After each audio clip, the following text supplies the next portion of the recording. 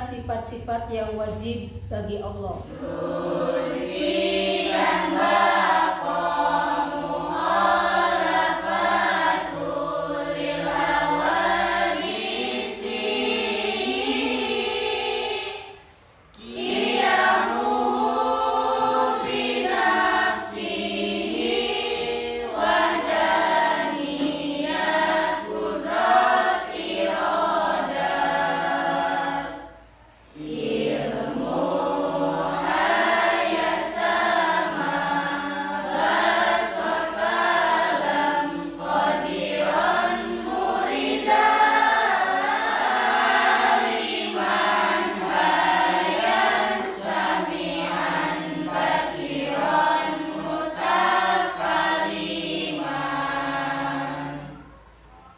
Assalamualaikum warahmatullahi ta'ala wabarakatuh.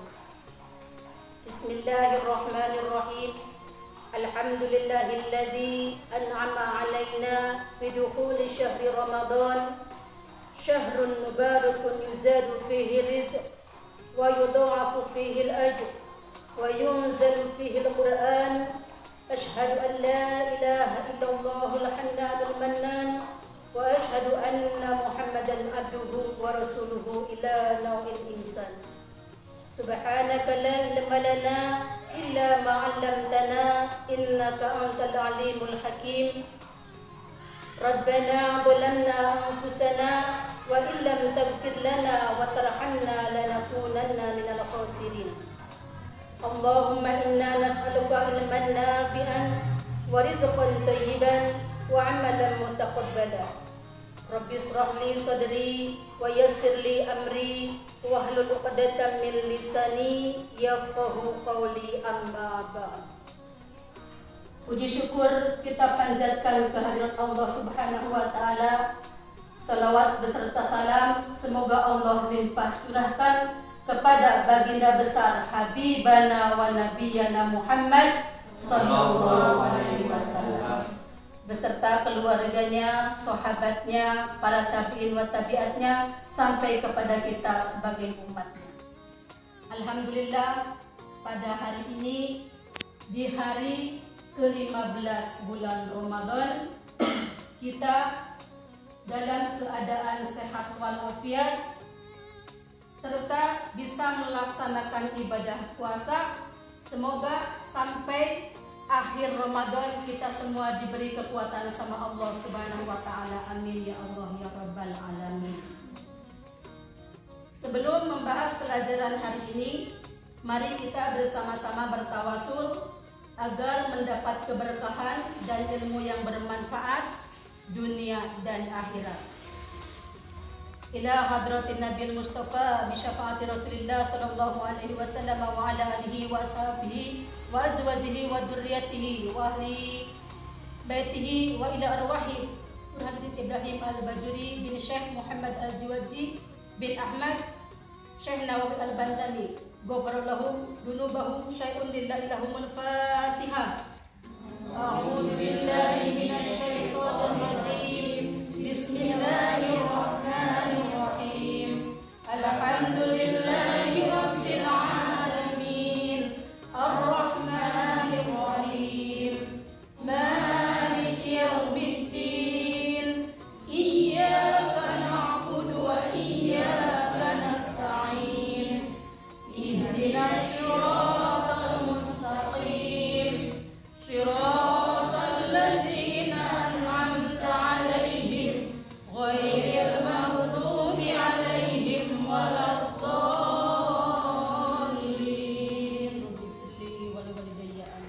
Mari kita sama-sama baca kitab Tijal Ad-Daruri. Ibu yang baca dan kalian mengikuti. Bismillahirrahmanirrahim. Bismillahirrahmanirrahim. Wa yajibu Dan wajib bihaqihi ta'ala Bihaqihi ta'ala bagi Allah ta'ala al-kalamu sifat kalam wa huwa sifatun yaitu sifat qadimatun Qadimatun yang tanpa awal. Yang tanpa Ta'ala. Qaimatun bidzatihi ta'ala. Yang ada pada zat Allah Ta'ala. Yang ada pada zat Allah Ta'ala. Walaysat biharfin. Walaysat biharfin. Dan tidak ada huruf. Dan tidak ada huruf. Wala sautin. Wala sautin. Tidak pula suara. Tidak pula suara. Wadiduha. Wadiduha. Dan lawannya. Dan lawannya. Al-bukmu. Al-bukmu. Sifat bukmun. Sifat bukmun. Atau bisu. Atau bisu. Wa huwal kharsu. Wa huwal kharsu. Yaitu al-kharsu. Yaitu al-kharsu. Wad dalilu. Wad dalilu. Dan dalilnya. Dan dalilnya. Ala dzalika. Ala dzalika. Atas sifat kalam. Atas sifat kalam. Qauluhu. Qauluhu. Firman Allah. Firman Allah. Wa kallamallahu Musa taklima. Wa kallamallahu Musa taklima. Ayat wa kallamallahu Musa taklima. Ayat wa kallamallahu Musa taklima. Wajibu dan wajib fi haqqihi ta'ala bagi Allah Ta'ala al-kalamu sifat kalam wa huwa sifatun yaitu sifat qadimatun yang tanpa awal qaimatu bidatihi ta'ala yang ada pada zat Allah Ta'ala walaysat biharfin dan tidak ada huruf wala sautin tidak pula suara wadiduha dan lawannya al-bukmu sifat bukmun atau bisu wa huwal kharsu yaitu al-kharsu wa dalilu dan dalilnya ala zalika atas sifat kalam qauluhu firman Allah wa kallamallahu Musa taklima ayat wa kallamallahu Musa taklima. Jadi kalam yang pertama disebut kalam nafsi, kalam yang tidak ada huruf dan tidak ada suara. Yang kedua kalam lafzi, kalam yang ada hurufnya, ada lafadznya, ada kata-katanya, yaitu Al-Quran. Jadi Allah wajib bersifat kalam dan mustahil bagi Allah bersifat apa tadi di situ?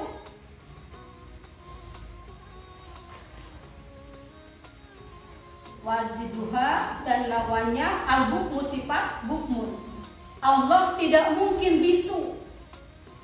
Karena ada enggak kalau manusia yang bisu? Ada kan? Yang enggak bisa bicara manusia ada kan? Tapi Allah mustahil Allah bisu. Jadi di sini ketika Allah bersifat bukmun atau bisu itu mustahil, berarti Allah ada dalam kekurangan.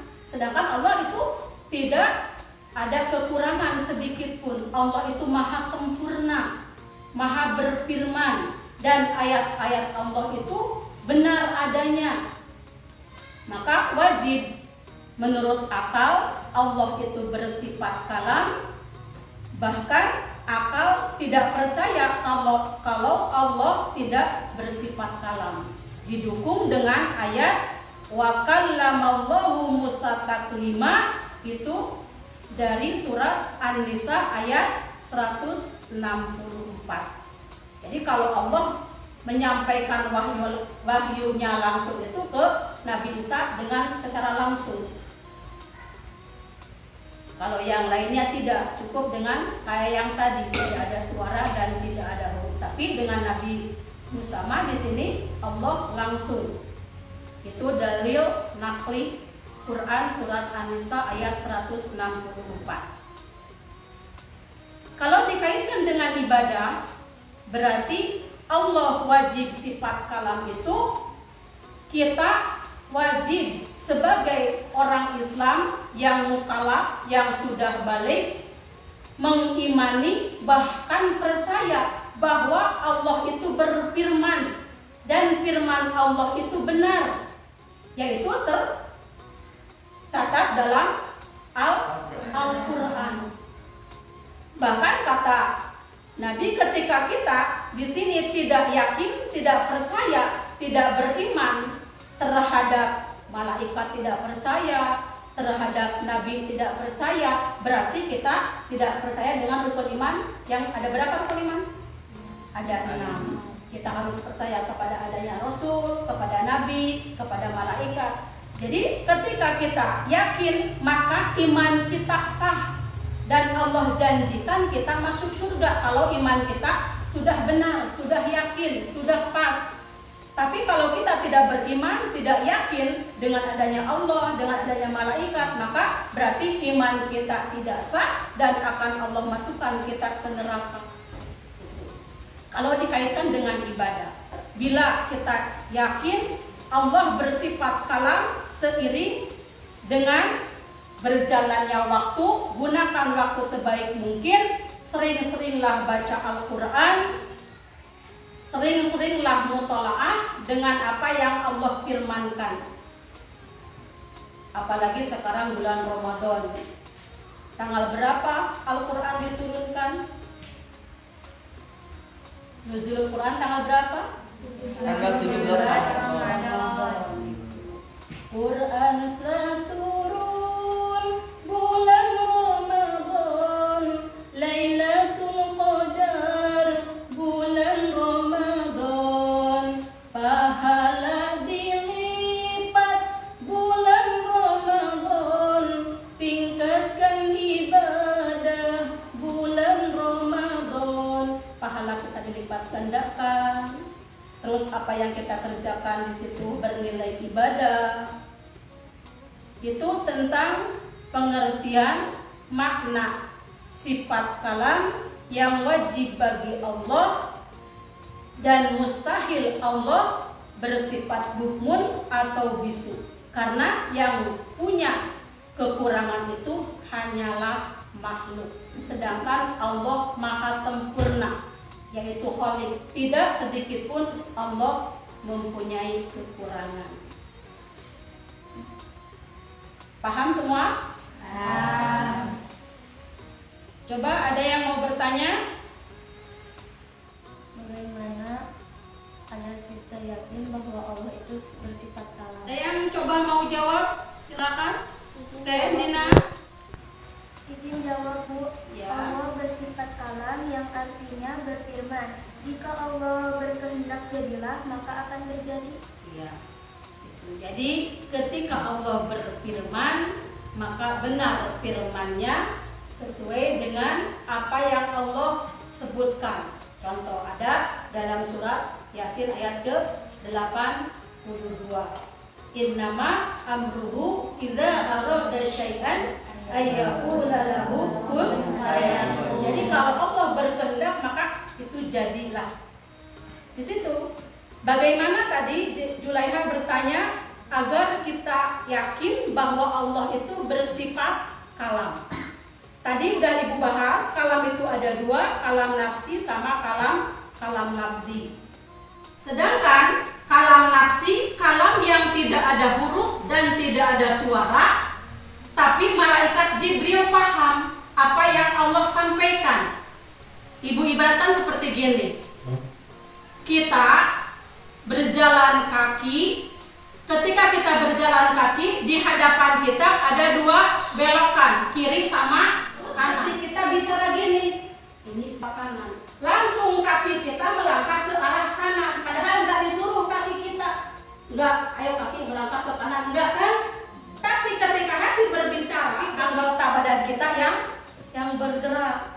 Atau kita nemu uang di jalan, ambil nggak ya? Kata hati kita, ambil nggak ya ini uang? Sayang 100.000, ambil nggak ya? Tanpa disuruh tangan kita ngambil. Itu kan? Ketika hati kita berbicara, berbisik, tangan kita bergerak, berarti itu dimisalkan kayak seperti kalam lafzi. Tidak diucapkan, tapi bergerak sendiri. Karena yang berbicaranya hati. Sama dengan firman Allah yang di firman tadi, sifat kalam tadi, kalam nafsi, Allah memerintahkan malaikat Jibril tanpa ada suara, juga tanpa ada kalimat atau ada hurufnya. Tapi malaikat Jibril paham, kayak pahamnya anggota badan kita ketika kita diberi pilihan sama hati kita, Contoh lain lagi, haus, kata hati kita teh, langsung tangan kita ngambil air minum, itu kan nggak disuruh lagi pada tangan kita, tapi spontan ketika yang dibisikkan di hati kita merasa haus, maka langsung tangan kita ngambil air. Itu namanya dibisikkan dengan sifat yang kalam nafsi tadi. Jadi itu tentang pengertian Allah bersifat kalam. Kalam terbagi dua, satu kalam nafsi, dua kalam lafzi. Maka wajib menurut akal Allah bersifat kalam, dan akal tidak percaya kalau Allah tidak bersifat kalam. Didukung dengan ayat wa kallamallahu Musa taklima. Dan sebagai mukallaf, orang yang sudah balik, maka wajib kita percaya dan meyakini bahwa Allah Subhanahu wa taala memiliki sifat kalam. Harus yakin. Kalau tidak yakin, maka tidak sah iman kita. Dan bila kita yakin Allah bersifat kalam, maka sering-seringlah baca Al-Quran. Apalagi bacanya yang benar. Setiap hurufnya dihitung berapa pahala satu hurufnya? 10 pahala. Sedangkan di bulan Ramadan dikali lipat, jadi 700 pahala. Satu huruf itu kalau kita benar bacanya. Maka gunakan, mumpung Allah beri kesempatan kita sampai saat ini dalam keadaan sehat walafiat, semoga kita bisa melaksanakan ibadah puasa dan ibadah lain-lainnya yang wajib dan yang sunat sampai akhir Ramadan. Amin ya Allah ya Rabbal alamin. Mungkin Ibu cukupkan sekian, mohon maaf jika ada kehilapan dan kekurangannya. Benarnya datangnya dari Allah, salahnya itu murni dari kesalahan Ibu. Semoga Allah memaafkan. Kita tutup dengan Hotmail Quran.